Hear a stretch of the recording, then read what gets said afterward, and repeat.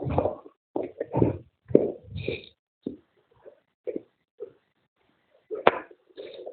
coaches. Welcome to week one, beginning gymnastics and ninjastics curriculum. The skill of emphasis this week is the forward roll and the parkour roll. We're going to cover them both in both classes.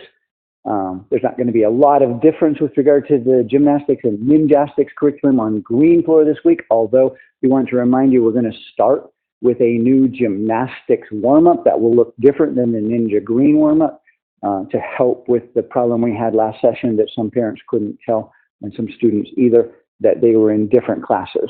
We want ninjastics to be different, of course, than Ninja Green and also different than gymnastics, and we want it to be clear in terms of coaching both the parent and the kid. This is a ninja skill. This is a gymnastic skill. These are the differences, and as well as explaining why there are differences. But all of our athletes are going to need to understand parkour roll progressions for safe falling, as well as on-axis forward roll progressions for eventual safe front flipping. So we're going to teach both of them here on green floor. Key teaching points with regard to progressions.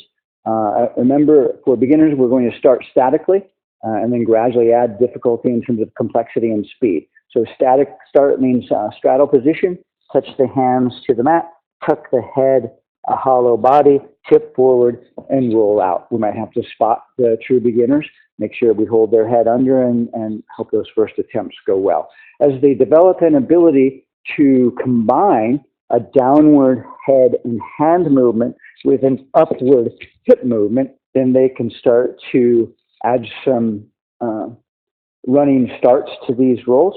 So a punch start, just some gymnastics coaching techniques here that I believe do translate well to our ninja curriculum is we would like the front roll and front flip techniques to begin with hands up. Later front flips are going to add a great deal of rotation power if we have hands up and arms straight as we start.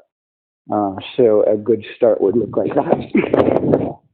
Another coaching point with regard to gymnastics finish is we want to get them out of the habit as soon as possible of pushing up with their hands to finish.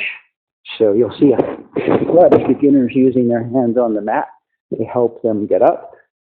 That's a symptom of lack of body awareness or lack of rotation speed. So a little more running start with the hands up, helping to drive into rotation, and some awareness as they come up to finish that with no hands.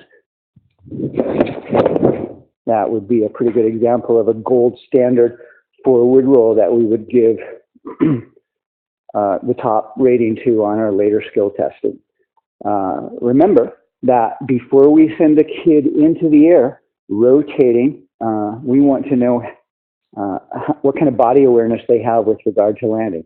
So any variety of kids landing with knees across or legs crossed or knees in, we're going to take the effort to correct now so that they'll have good landing technique already built in by the time we start with front flips. Another fun way to build out the forward roll skill station is with a bouncy mat or trampoline or springboard, anything to help them with a strong heel drive, as well as a half donut.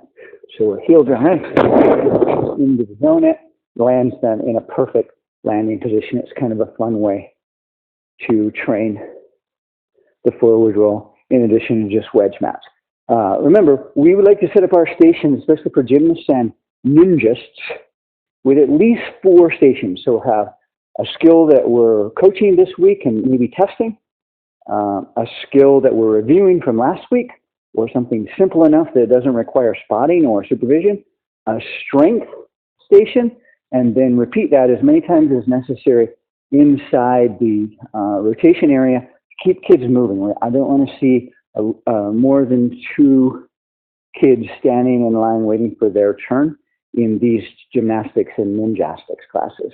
With regard to strength training, we're going to be emphasizing a candlestick.